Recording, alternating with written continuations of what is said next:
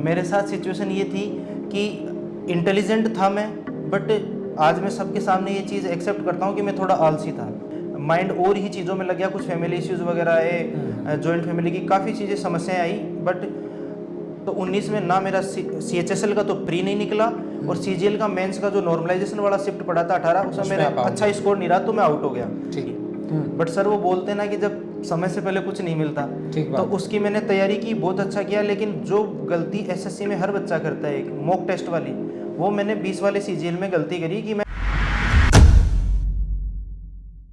Hello, नमस्कार। Toppers talk के इस वीडियो में आप लोगों का स्वागत है। इस वीडियो में आज हमारे साथ हैं ऑफलाइन बैच के स्टूडेंट सुनील, जिन्होंने 2022 में WO जो पोस्ट है उसको सिक्योर किया है। काफ़ी अच्छे इनके मार्क्स थे।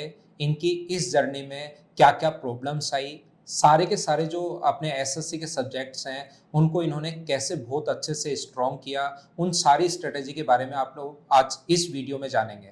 सबसे पहले मैं सुनील को बहुत बहुत बधाई देता हूं और इस वीडियो की हम लोग शुरुआत करते हैं। तो सबसे पहले सुनील आप बताइए खुद के बारे में, कहां से आप हैं और कैसा आपका 10th 12th में क्या परसेंटेज मार्क्स आपके रहे हुए हैं, इसके बारे में बताइए। थैंक यू सर मुझे इस प्लेटफॉर्म पर बुलाने के लिए। मेरा नाम सुनील चौधरी है। मैं जयपुर जिले के ग्राम पंचायत बैसावा से बिलोंग करता हूं और एक किसान परिवार से बिलोंग करता हूं। वहीं से मेरी गांव से ही मेरी स्कूली शिक्षा हुई है। 10th 12th मैंने ग्रामीण स्कूल से, मेरे गांव में स्कूल है पिंक सिटी इंटरनेशनल एकेडमी, वहां से मैंने एकेडमिक एजुकेशन प्राप्त की है। उसके बाद मैं ग्रेजुएशन में मैंने महाराजा कॉलेज जयपुर से ग्रेजुएशन की है और BSc ही की है। स्कूलिंग में एकेडमिक में मैं ठीक ठाक था, पढ़ाई में इंटेलिजेंट था। मेरे स्कूलिंग परसेंटेज रही है 8.8 CGPA 10th में है और 12th में है 87.80 परसेंटेज। ग्रेजुएशन में मैंने BSc मैथ्स की है और BSc मैथ्स में मेरे 65.33 ओवरऑल परसेंटेज रही है। ठीक है, आप SSC में आए, ग्रेजुएशन आपकी कंप्लीट हो गई, तो सबसे पहले SSC में कैसे आप, किसने बताया कि SSC की ये जॉब होती है, ये है, किसने बताया आपको? एक्चुअली सर क्या है, जैसे ग्रामीण परिवेश है, जो हमारा परिवेश है ना, उसमें आजकल एक चीज़ चल रही है कि डॉक्टर्स बनाने का हमारे उस एरिया में पर्टिकुलर क्रेज है। तो पापा का ये था कि तू बायोलॉजी लेके नीट क्रैक करके ग्रेजुएशन में मतलब कि डॉक्टरी कर ले। बट मुझे उस पैसे से थोड़ा सा मतलब कि अनकंफर्टेबल था मैं। तो मेरे खास जो मतलब चाचा जी हैं, वो फर्स्ट ग्रेड लेक्चरर हैं, प्रभुदयाल कोड़ी। तो उनका भी यही था कि वो भी कंपटीशन फाइट किया यार। उन्होंने मुझे 12th के अंदर ही, मतलब जो 11th 12th में मुझे मैथ सब्जेक्ट दिलाया था उनके कहने पे, तो उन्होंने इस चीज़ की तैयारी की हुई थी। तो उनके कहने पे मतलब मैं SSC के प्रति वो आकर्षित हुआ था। धीरे धीरे उन्होंने बोला था कि तू मैथ्स लेके तुझे SSC फाइट करनी है, उसके बाद तू आगे सिविल सर्विसेज की तैयारी बहुत बढ़िया। मतलब आपके परिवार में ही चाचा जी ने आपको कहा कि ऐसे ऐसे SSC की एक पोस्ट होती है। तो इस जर्नी में आपकी एक लंबी तैयारी रही होगी, बहुत सारी प्रॉब्लम्स भी आई होगी, कहाँ कहाँ आपका सिलेक्शन हुआ, शुरुआत कहाँ से हुई, तो पूरी आपकी जो जर्नी है वो अपने स्टूडेंट्स को आप बताइए कि कहाँ से, ताकि बच्चा भी जाने कि क्या क्या प्रॉब्लम्स हर बंदे को आती हैं, क्योंकि बहुत सारे बच्चों को प्रॉब्लम आती है, छोड़कर भाग जाते हैं, लेकिन सिलेक्शन एक लंबी प्रोसेस है। तो आपकी जर्नी क्या रही, कहाँ कहाँ आपका सिलेक्शन हुआ और फाइनल आज आपका कहाँ 2022 में कहाँ सिलेक्शन हुआ है? हाँ सर, ये चीज़ जो मैं शेयर करना चाहूँगा अपने यूट्यूब चैनल पे, ये हर बंदे की एक अलग जर्नी होती है। हर इंसान के साथ अलग सिचुएशन होती है। कई बच्चे होते हैं जो वीक होते हैं, वो 4-5 साल स्ट्रगल करके कैसे ना कैसे ले लेते हैं। कई माइंड से स्ट्रांग होते हैं तो वो थोड़ा जल्दी सिलेक्शन ले जाते हैं। बट मेरे साथ सर बिल्कुल उल्टा था। मेरे साथ सिचुएशन ये थी कि इंटेलिजेंट था मैं, बट आज मैं सबके सामने ये चीज़ एक्सेप्ट करता हूँ कि मैं थोड़ा आलसी था। ये चीज़ मुझे अभी भी पता चली। तो ग्रेजुएशन के टाइम पे मैंने जब सेकेंड ईयर फाइनल ईयर में आपका जब प्री का बैच लिया था वहाँ पे, तो पढ़ाई चालू कर दी, स्टार्ट कर दिया। SSC के बारे में ठीक है पहले पता था, नॉलेज था कि हाँ ऐसा ऐसा कुछ होता है। तो प्री का बैच लिया तो सब कुछ पता चल गई, अच्छी खासी हुई। फर्स्ट अटेम्प्ट में जब मैं 2018 का जो CGL था 20 में हुआ था, बीच में वो TCS की वजह से एग्जाम्स कंडक्ट नहीं हो पाए थे। तो जब मैंने 18 का जो 19 में प्री लगा था, उसको जब पहला प्री दिया, मेरा पहले फर्स्ट प्री में स्कोर 161 था। और उसके बाद मैं मेंस देने गया, तो मेंस में ये था कि इतना सीरियस नहीं थे पढ़ाई को लेके। ग्रेजुएशन हुई थी, ठीक, प्री निकल गया। 2018 की बात चल रही है। 18 की जो CGL था उसका। तो उसमें क्या हुआ कि प्री आराम से अच्छा स्कोर से निकल गया मेरा। ठीक है। और जब मेंस में मैं गया तो मेंस में इंग्लिश अच्छी थी मेरी, इंग्लिश मैंने 1 साल अच्छे से प्रिपेयर कर ली थी उस दौरान। और तो इंग्लिश में मेरा मेंस में स्कोर रहा 175। बट मेरा मैथ्स का स्कोर जो था, क्योंकि मैंने सिर्फ प्री का बैच किया था, मेंस का तब तक कोई बैच नहीं किया था, तो मेरे मैथ्स का स्कोर 118 रहा मात्र। और ना इतना सीरियस थे, फिर भी उसके बावजूद मैं फाइनल मेरिट में मात्र 10 नंबर से रहा। तो एक वो जो चीज होती है ना कि यार ठीक है अपन तो कर लेंगे आराम से, सब कुछ हो जाएगा, जब अपन ने मेहनत नहीं की, बिना मेहनत के अपन इतने 10 नंबर से रहे, 10 नंबर से रहे तो अपना कुछ हो जाएगा। ठीक है। लेकिन जब ये स्ट्रगल आगे बढ़ा तब मुझे जाके पता चला कि वो एक जगह होती है जहां आप आसानी से पहुंच सकते हो, लेकिन उसको जो क्रॉस करने में मेहनत लगती है, ठीक बात, उसमें काफी कुछ वो होता है। फिर जैसे 20 वाला ये दिया मेरा, उसी दौरान मैंने सीडीएस क्लियर किया था। सीडीएस के भी मैं इंटरव्यू में गया, मैं वहां इंटरव्यू क्वालिफाई नहीं कर पाया। और उसी में सीएचएसएल में मैं टाइपिंग में रहा था 2020 के में। सीपीओ में मेरे 331 नंबर थे, उसमें मैंने सब कुछ क्वालिफाई कर लिया था। उसमें मैं मेडिकल आउट हुआ था, कलर ब्लाइंडनेस है मेरे, तो कलर ब्लाइंडनेस की वजह से सर मैं उसमें जॉब नहीं ले पाया। में आप सिलेक्ट हो गए, सीपीओ में मैं सिलेक्ट था। जनरल में ओबीसी कैटेगरी से हूँ, जनरल कैटेगरी के कट ऑफ से मेरे 11 नंबर ऊपर थे, 320 जनरल की थी, और ओबीसी से मेरे 21 नंबर ऊपर थे। ठीक है। तो ये सारे कॉन्फिडेंस दे रहे थे, तो कहीं ना कहीं ये कॉन्फिडेंस ओवर कॉन्फिडेंस में बदल गया। ठीक है। फिर 2020 में ये सारी जर्नियां रही मेरी। उसके बाद क्या हुआ, तीनों एग्जाम्स में मैं फाइनल सिलेक्शन लेने से चूक गया। एक में मेडिकल वजह से, उसकी सीपीओ में भी और सीडीएस में भी और सीजीएल में भी, सीजीएल सीएचएसएल सीपीओ तीनों एसएससी, ठीक है, तीनों में मैं फाइनल सिलेक्शन से रुक चूक गया। बट वो एक ओवर कॉन्फिडेंस था। फिर उसके दौरान ऐसा कुछ हुआ कि सर मेरे फैमिली इश्यूज वगैरह कुछ हुए, जॉइंट फैमिली थी, कोरोना आया। तो ये कोरोना जो काल था, ये इतना स्ट्रगल भरा रहा कि इसमें क्या रहा, पढ़ाई से मतलब दूर ही जाते गए, माइंड और ही चीजों में लग गया। कुछ फैमिली इश्यूज वगैरह आए, जॉइंट फैमिली की काफी चीजें समस्याएं आई, बट दूर हो गए पढ़ाई से दूर हो गया। और 21 का आपने दिया ही नहीं, या 21 में सिलेक्शन? 19 का भी दिया था, सब मैंने दिए। 19 का मैंने दिया। 19 का सर क्या हुआ कि जो ये सिचुएशंस क्रिएट हुई, कोरोना के बीच में पेपर लगे, तो 19 में ना मेरा सीएचएसएल का तो प्री नहीं निकला, और सीजीएल का मेंस का जो नॉर्मलाइजेशन वाला शिफ्ट पड़ा था 18, उसमें मेरा अच्छा स्कोर नहीं रहा, तो मैं आउट हो गया। ठीक है। तो पहली बार मैंने फेलियर देखा, मतलब उसके बाद कोरोना वाली सिचुएशन चली गई, निकल गई। 20 वाले सीजीएल के लिए मैंने जयपुर आया मैं, और अच्छे से तैयारी करने लगा। सीरियस हो गया थोड़ा, क्योंकि फैमिली कंडीशंस थोड़ी सी खराब हो गई थी। अच्छे से तैयारी करने लगा, सीरियस होकर मैंने 20 वाले की तैयारी की। बट सर वो बोलते ना कि जब समय से पहले कुछ नहीं मिलता, तो उसकी मैंने तैयारी की, बहुत अच्छा किया। लेकिन जो गलती एसएससी में हर बच्चा करता है, एक मॉक टेस्ट वाली, वो मैंने 20 वाले सीजीएल में गलती करी कि मैं मॉक टेस्ट अटेम्प्ट नहीं कर पाया। अच्छा, मॉक दिए ही नहीं आपने? मॉक मैंने मुश्किल से सर आपको क्या बताऊं, इंग्लिश के 2 मेंस के मॉक दिए थे, मैथ्स के 5 या 6 मॉक दिया है। मॉक तो वो तो ना के बराबर हो गए। मॉक बहुत ज्यादा इंपॉर्टेंट है भाई, ये बात आप विशेष तौर पर ध्यान रखना। मॉक आपको ज्यादा से ज्यादा देने हैं। हम लोग आगे कहानी थोड़ी सी बढ़ाते हैं। तो वही सीन हुआ कि मैं उसमें मेंस मैंने अटेम्प्ट किया, और जब मैंने जो 5-6 मॉक दिए तो वो घर पे दिया बिना किसी प्रेशर के, तो उसमें मेरा मैथ्स का स्कोर 175 180 आता था। तो मैं सोचा ठीक है, इतने में सिलेक्शन हो जाएगा अपना।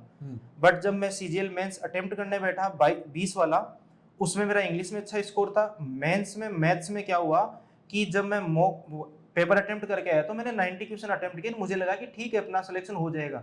बट मॉक नहीं देने की वजह से जो नर्वसनेस से मेरे ऐसे क्वेश्चंस गलत हुए ना, आप सोच नहीं सकते कि मैथ्स में भी 14-15 क्वेश्चन किसी के गलत हो जाएं। मेरे 14 क्वेश्चंस गलत हुए थे मैथ्स में।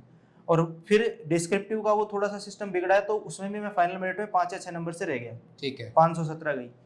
फिर सर ऐसा सिचुएशन हुआ ना कि यार अब की बार तो अपन ने मेहनत भी की है, सब कुछ किया है, फिर भी अपना सिलेक्शन नहीं हुआ। और एक एज निकलती जा रही थी, कोरोना के 2 साल निकल गए थे, तो और थोड़ी फैमिली जिम्मेदारियां। फिर इसी दौरान क्या है, मेरा सीएचएसएल का भी 20 वाला पेपर दिया हुआ था, उसका प्री और स्कोर मेंस का रिटर्न का 70 थे, प्री में 160 थे, वो मेरा अच्छा स्कोर था। तो 20 वाली सीजीएल निकल गई, सीएचएसएल 20 वाला बाद में चल रहा था। उसी दौरान फिर सीजीएल 21 का मेंस आ गया था। बट फिर मैंने ये सोचा कि ठीक है, एक बार बड़ी पोस्ट पे अपन बाद में जाएंगे, एक बार इसका पेपर सब अच्छे हैं, मार्क्स अच्छे हैं, तो मैंने सीजीएल 21 पे फिर फोकस थोड़ा सा हटा के उसके मेंस के टाइम पे, और सीएचएसएल की टाइपिंग पे फोकस किया मैंने। उसकी टाइपिंग निकाली, फिर मुझे सीएचएसएल के थ्रू पोस्ट भी मिली 2020 के थ्रू, जिसका भी रिजल्ट अभी दिसंबर में आया था, पोस्टल असिस्टेंट, और मुझे गुजरात अहमदाबाद जीपीओ मिला। ठीक है। फिर थोड़ा सा माइंड रिलैक्स हुआ। 21 वाले में भी फिर भी ऐसा था कि तैयारी तो थी, मेरे 540 स्कोर रहा, ओबीसी कट ऑफ 542 थी सर, 2 नंबर से मेरा। ऐसे कर रहते रहते मैं रेगुलर 4 CGL अटेम्प्ट्स में फेल रहा। बट पहले क्या था कि कॉन्फिडेंस वगैरह नहीं था, लेकिन जैसे CHSL निकला, फिर CHSL 21 दिया हुआ, वो भी दिया हुआ था कि ज्वाइनिंग नज़दीक लेने के लिए, तो उसमें भी मुझे पोस्ट मिली। और CGL जो 22 है, इसमें नया पैटर्न आया, फिर नए पैटर्न के अनुसार खुद को ढाला और उसमें फिर अच्छे से मेहनत की, CHSL वगैरह सब कुछ छोड़ छाड़ के अकेले CGL पे फोकस की। तो आज मुझे CGL के थ्रू मतलब 319 मेरा रो स्कोर है, 327 normal score mains first paper में है, और WO में मेरे 141 है, और मेरी WO के अंदर ऑल इंडिया रैंक 162 सिक्योर की है मैंने। बहुत अच्छी बात। तो ये आपने देखा कि अपना SSC जो है सिलेक्शन लेने के लिए एक तपस्या ही आप मान सकते हैं। आपको लगातार मेहनत करनी पड़ेगी और इस लगातार मेहनत के बीच में बहुत सारी प्रॉब्लम्स भी आती हैं, फैमिलीज इश्यू भी होते हैं और बहुत सारी प्रॉब्लम्स आ सकती हैं, लेकिन आपको लगातार इसके बीच बना रहना पड़ेगा। और इसके साथ साथ आप SSC के और जो CHSL और एग्जाम आप दे सकते हैं, साथ साथ मतलब छोटे जितने भी एग्जाम्स हैं वो दोगे और वो पास करोगे तो आपका एग्जाम इसमें निकलता है। तो सुनील, आप बताइए कि आपने सबसे पहले मदर्स एजुकेशन हब में आप आए, तो मदर्स एजुकेशन हब के बारे में आपको किसने बताया? सर, जैसे कि मैं जयपुर से ही बिलोंग करता हूँ और अपने मदर्स का स्टार्ट पहला ब्रांच जयपुर से ही हुआ था। तो मैंने महाराजा कॉलेज से जब BSc के लिए महाराजा में एडमिशन लिया, और माइंड में SSC का पहले से था ही, तो जब वहाँ फ्रेंड सर्किल से, सर आप भी महाराजा कॉलेज से पास आउट हैं, तो वहाँ जब फ्रेंड सर्किल से ऐसे पता चला, तो आपके बारे में पता चला कि पवन राव सर करके हैं, मैथ्स बहुत अच्छा पढ़ाते हैं और उनका खुद का एक मदर्स कोचिंग इंस्टीट्यूट है। फिर मैंने चाचा जी को लेके ही जब मैं निकला ना, विजिट किए मैंने 2-3 इंस्टीट्यूट वगैरह, तो आपका मतलब मदर्स का मैनेजमेंट मुझे सबसे बेस्ट लगा और हेड ब्रांच यहीं थी इसीलिए फिर मैंने वहाँ मदर्स ज्वाइन किया, और उसके बाद तो सर मदर्स के बारे में बहुत काफ़ी जानते गए आगे तक। ठीक बात। तो यहाँ पर हर बच्चे की एक स्ट्रेटेजी होती है, और जितने भी लोग ये वीडियो देखते हैं वो जानने की कोशिश करते हैं कि यार जो सिलेक्शन लेते हैं बंदे, उनकी मैथ्स, रीजनिंग, जीके, इंग्लिश के बारे में क्या स्ट्रेटेजी रहनी चाहिए। तो आप थोड़ा सा इस चीज़ को भी, इस क्वेश्चन को भी हम लोग डिटेल से लेंगे कि मैथ्स में अपने पास क्या स्ट्रेटेजी रहनी चाहिए, इंग्लिश की क्या स्ट्रेटेजी रहनी चाहिए, रीजनिंग के लिए और जीके के लिए, चारों सब्जेक्ट की कैसे तैयारी करे एक बच्चा जिससे उसका स्कोर बढ़े। देखिए सर, आपने जो बात बोली ना, ये हर बच्चे जो बिगिनर होता है उसके मन में ये सवाल होता ही होता है, मेरे भी था। और बहुत हद तक ये सवाल जब अंदर आते हैं, इस फील्ड में कूदते हैं, जब टाइम निकल जाता है तब जाके पता चलता है, तो इससे काफ़ी लेट हो जाते हैं। बट आज के ऑनलाइन ज़माने में आपको इंटरव्यू वगैरह मिल जाते हैं सेलेक्टेड स्टूडेंट्स के, तो उससे काफ़ी बेटर मिलते हैं। तो स्ट्रेटेजी में सबसे पहले देखो, बेसिक यही चीज़ होनी चाहिए मेरे हिसाब से, जिस तरीके से मैंने फिर बाद में अप्लाई की, कि एटलीस्ट एक बार आप अच्छे से एजुकेशन मतलब एजुकेटर से, या कोई भी जो जैसे पवन राव सर मैथ्स के हैं, बहुत अच्छे एजुकेटर हैं, तो एक बार आप अपना पहले सबसे बेसिक है कि आप सिलेबस कंप्लीट करो। SSC का सिलेबस पाँचों 6 सब्जेक्ट, चारों सब्जेक्ट मिला के भी आप आराम से अच्छे से कंप्लीट 6 महीने में कर लोगे। आज जीके के लिए आपका एक बार बेसिक होगा, उसमें टाइम लगेगा, लेकिन एक बार आप सारे सब्जेक्ट्स का 6 महीने में कंप्लीट कर लोगे।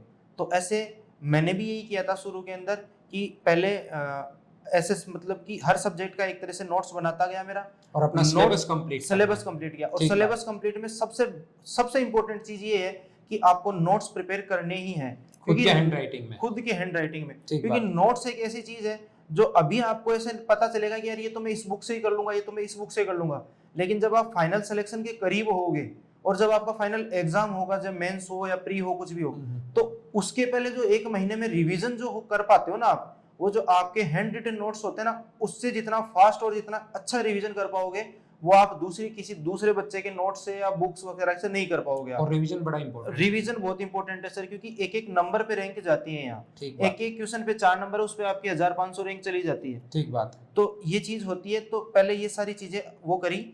उसके बाद जैसे ही आपका सिलेबस जैसे आधा कंप्लीट होता है, पूरा सिलेबस कंप्लीट करने का वेट भी मत करो आप, जैसे ही आपका सिलेबस आधा कंप्लीट होता है, तो अपने मदर्स में जैसे आप एडमिशन ले रहे हो, तो वहाँ हर संडे को स्टूडेंट टेस्ट वगैरह होते हैं, ऑनलाइन टेस्ट होते हैं, और भी काफी ऑनलाइन प्लेटफॉर्म है।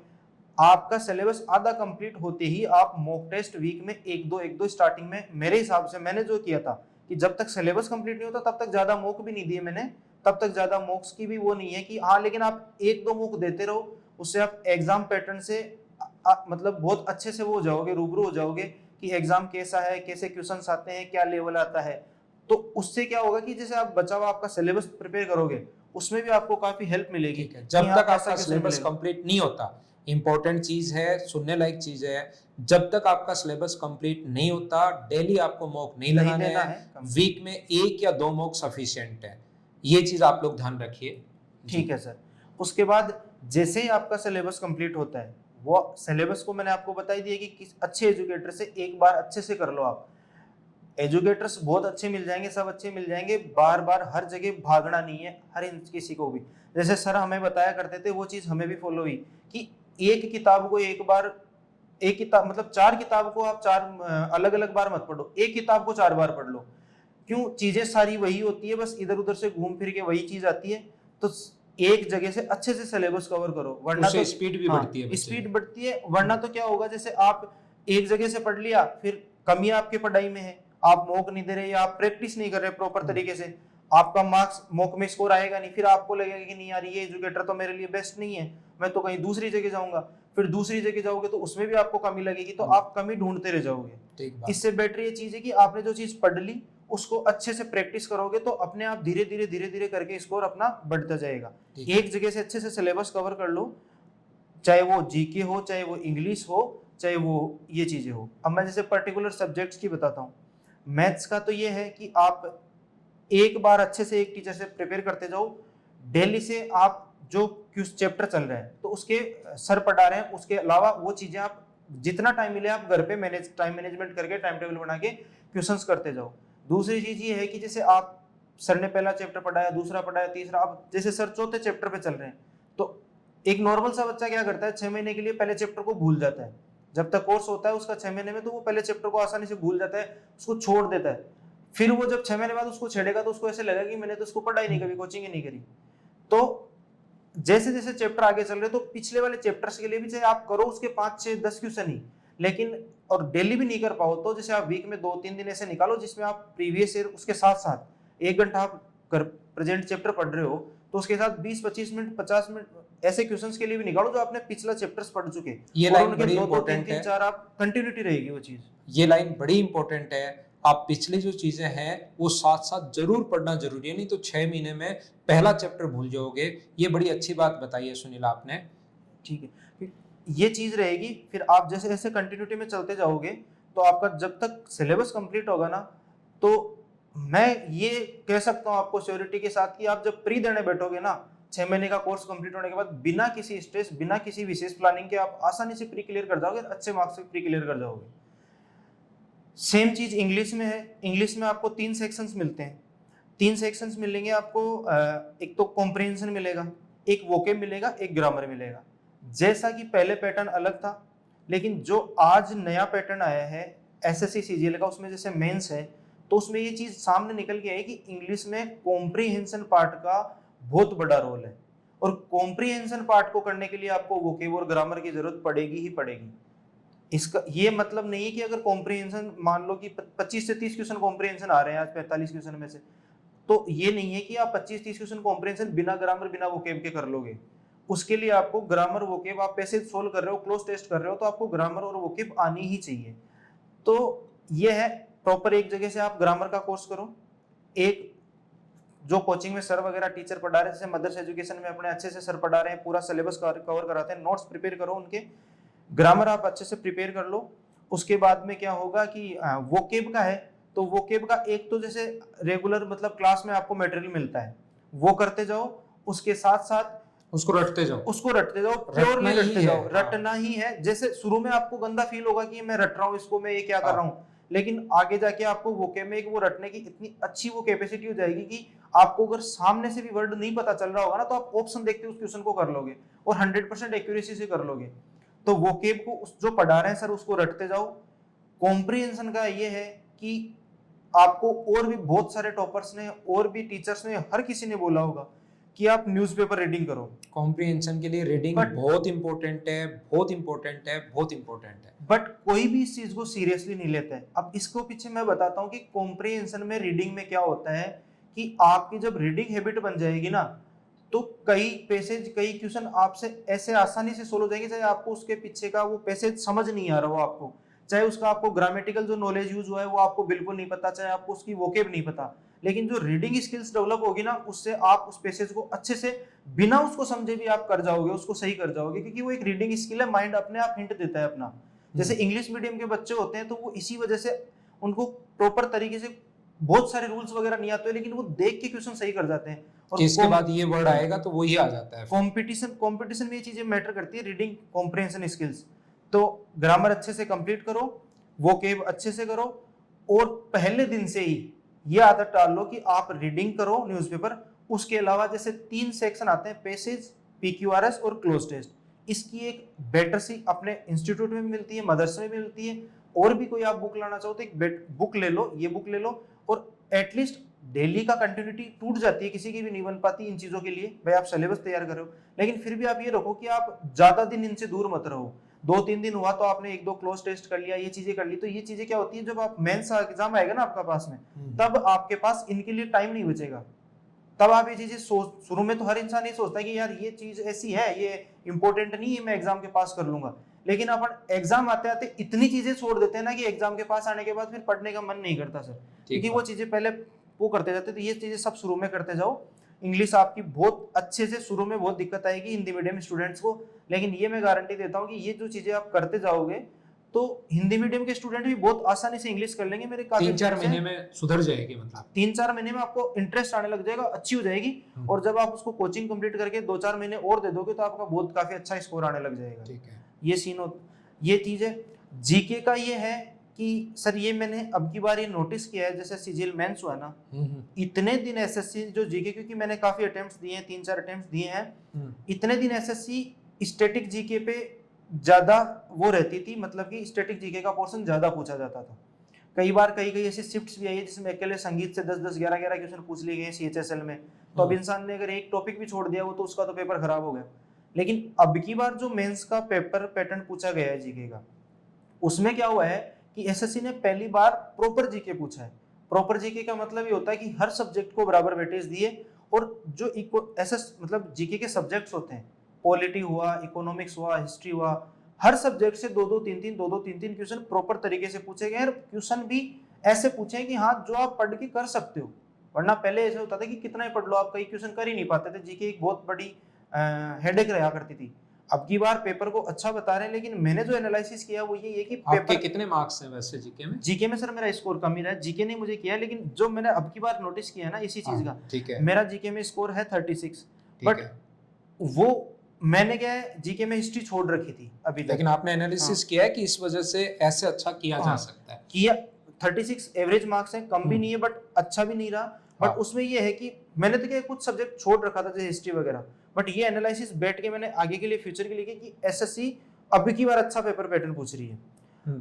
तो ये चीज है जीके, आप अच्छे से एक बार अच्छे से प्रॉपर सारे सब्जेक्ट्स तैयार कर लो, क्योंकि अब की बार ये पूछा जा रहा है। प्लस करंट अफेयर्स है, तो वो आप अभी स्टार्टिंग में आदत डाल लो पढ़ने की, पर रटने की उनको अभी जरूरत नहीं है। वो एग्जाम के 6 साल भर पहले पढ़ते रहो ताकि वो आदत में आ जाए। प्लस उनसे बहुत सारी चीजें से पता चलती है, जैसे जो हो रहा है ना जीके में, इंडिया में, भारत में।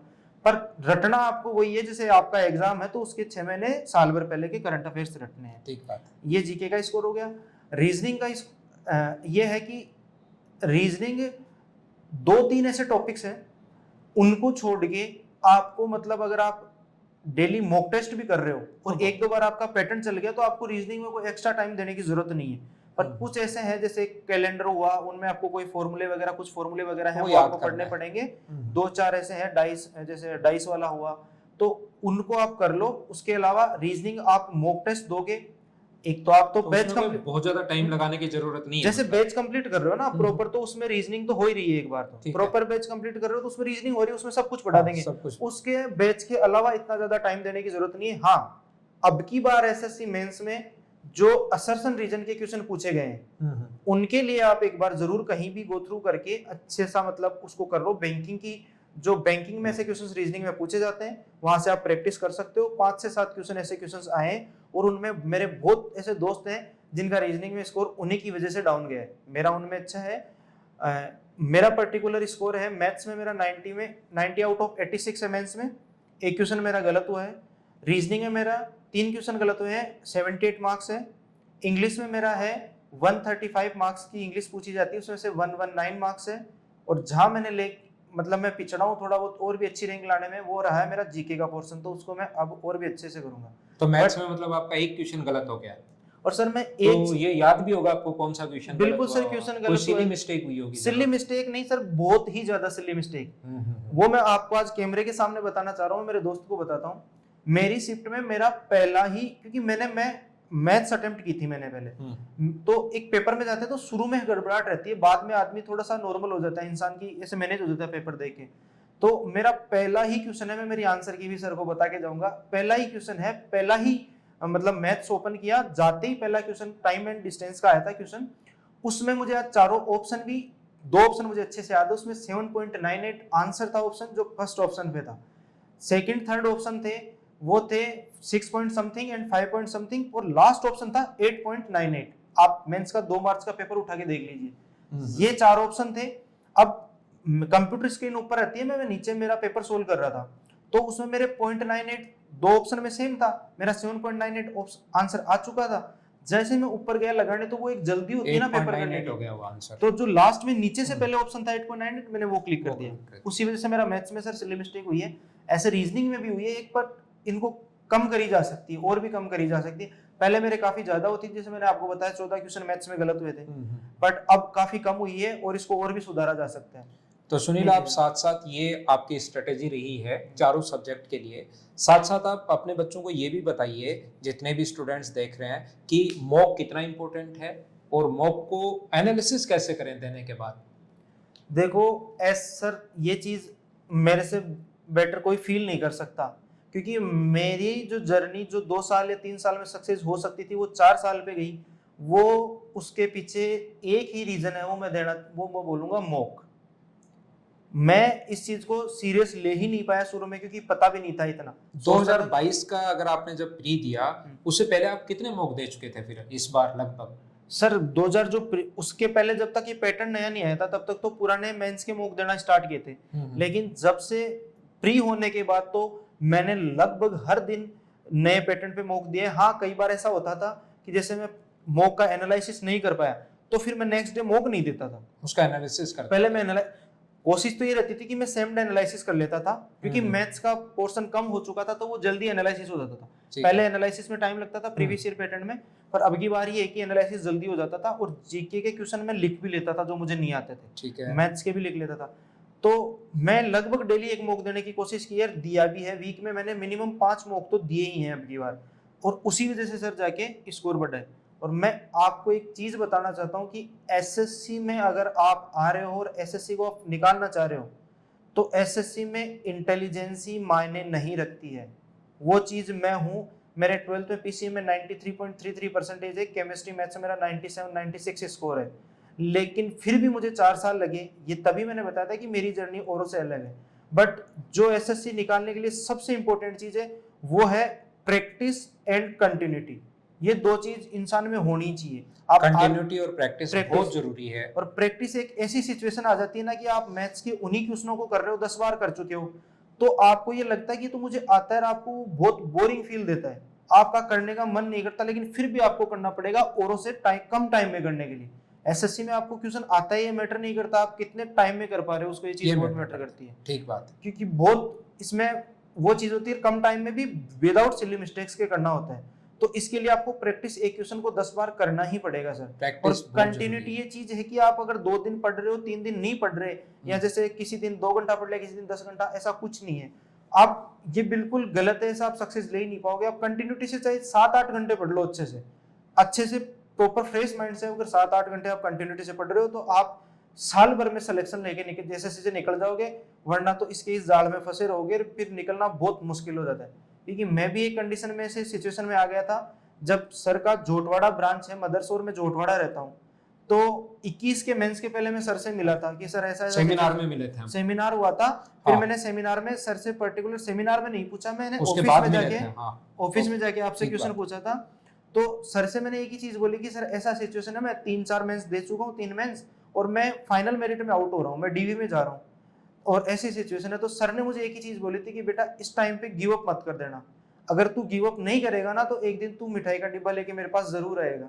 तो आज मैं सर को उस बात के लिए, उस गाइडेंस के लिए बहुत बहुत धन्यवाद देना चाहता हूँ कि क्योंकि you. मैं उस लाइफ में कुछ भी मतलब वहाँ ऐसी लाइफ होती है कि मैं कुछ अलग डिसीजन भी ले सकता था, सही बात। बट सर की वजह से मैं लगा रहा और आज मुझे एक गजेटेड ऑफिसर की पोस्ट मिली है, तो मैं सर से मिलके बहुत खुश हूँ।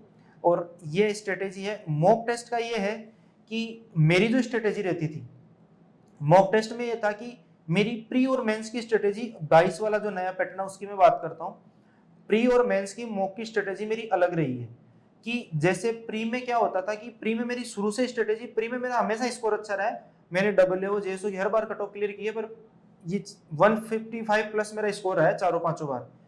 मेंस में मैं जाके मॉक टेस्ट नहीं देने, क्योंकि मेंस में लेंथी पेपर आता था तो मॉक टेस्ट की इंपॉर्टेंस बहुत ज्यादा बढ़ जाती थी, इसी वजह से मैं लेक करता था। प्री में ये है कि प्री में मेरी मॉक टेस्ट स्ट्रेटेजी ये रहती थी कि मैं पहले सबसे पहले रीजनिंग अटेम्प्ट करता था, कि जाते ही एक बार आपका माइंड थोड़ा सा खुलता है रीजनिंग से, और रीजनिंग ही पहले ओपन होती थी, तो मैं रीजनिंग अटेम्प्ट करता था। शुरू में मुझे 20 मिनट तक लग जाते थे, लेकिन जैसे जैसे प्रैक्टिस होती गई मैं 15 मिनट, 13 मिनट, 14 मिनट। तो आप लोग ये टाइम सुन लीजिए, ध्यान से लिख लीजिए। रीजनिंग जो है 24 या 25 क्वेश्चन 15 मिनट में या 16 मिनट में हो जाने चाहिए। 15 मिनट 16 मिनट एक जीनियन टाइम है। मैं अदर जैसे कई बार आराम से मैं भी 10-11 मिनट में भी कर लेता था, कई टॉपर्स होते हैं वो करते हैं, उनकी आदत होती है, लेकिन मेरा ये था कि मुझे इससे कम टाइम में नहीं करना और ना इससे ज्यादा देना। मैं 14-15 मिनट इसलिए लेके चलता था कि ताकि सिली मिस्टेक्स ना हो, क्योंकि अगर मैं ज्यादा जल्दी दिखाता तो सिली मिस्टेक्स हो जाया करती थी। तो मेरा ये टाइम रहता था कि अगर 14-15 मिनट में मेरी रीजनिंग हो रही है तो कंफर्टेबल हूं मैं, कोई दिक्कत नहीं। 14-15 मिनट में मेरी रीजनिंग अटेम्प्ट करता था, उसमें ये रहता था कि 2-3 क्वेश्चन रीजनिंग में ऐसे आएंगे आपके, इजी शिफ्ट आई वो अलग बात है, लेकिन 2-3 क्वेश्चन ऐसे आएंगे, उनको आपको आइडेंटिफाई करके छोड़ देना है, क्योंकि अगर आप 22, 21, 23 क्वेश्चन कर रहे हो तो वो एक बहुत अच्छा स्कोर है रीजनिंग में प्री के लिए। फिर उसके बाद मैं सीधा जीके को ओपन करता था। जीके मेरा शुरू में वीक पोर्शन रहा था, मैंने 22 के मेंस में थोड़ा सा अच्छे से प्रिपेयर किया था, तब 36 पे पहुंचा हूं, और भी अच्छा स्कोर हो सकता था, पेपर अच्छे से नहीं गया बार। तो जीके में मेरा वीक पोर्शन रहा था, तो मैं जीके वीक पोर्शन हो चाहे आपका स्ट्रॉन्ग पोर्शन हो, जीके आप आराम से 7 से 8 मिनट में कर जाओगे। 6 से 7 मिनट बहुत है मैक्सिमम एसएससी की प्री के जीके के लिए। उसमें भी वही है कि आपको जो 10 से 15 क्वेश्चन आ रहे होंगे वो आप अटेम्प्ट करो, और बाकी पे सोच विचार पहले मत करो, एटलीस्ट आप उसको करके निकल जाओ। उसके बाद जैसे मेरा ये हो गया कि 20-22 मिनट हो जाती थी, तो उसके बाद इंग्लिश मेरी ठीक अच्छी थी, इंग्लिश अच्छी थी, इंग्लिश से पकड़ थी, तो मैं इंग्लिश 8 से 9 मिनट या मैक्सिमम 10 मिनट में मैं कर लेता था। 8 से 9 मिनट।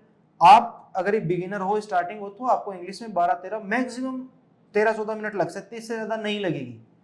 कोई क्लोज टेस्ट या पैसेज ऐसा आ गया जो आपको कंफ्यूजिंग कर रहा है, तो उसको आप लास्ट में भी अटेम्प्ट कर सकते हो, वरना प्री में ऐसा आएगा नहीं इतना डिफिकल्ट।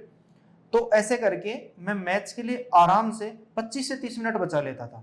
मेरा 30 से 35 मिनट में ये पोर्शन कंप्लीट हो जाता था। हार्ड पेपर था तो 35 मिनट था, इजी होता था तो 30 मिनट, इससे कम में भी मैं नहीं करता था, क्योंकि मुझे पता था उसके बाद 25 से 30 मिनट आपको मैथ्स के लिए मिलेगी, तो उसमें आप आराम से मैथ्स कर पाओगे, आराम से मैथ कर पाओगे।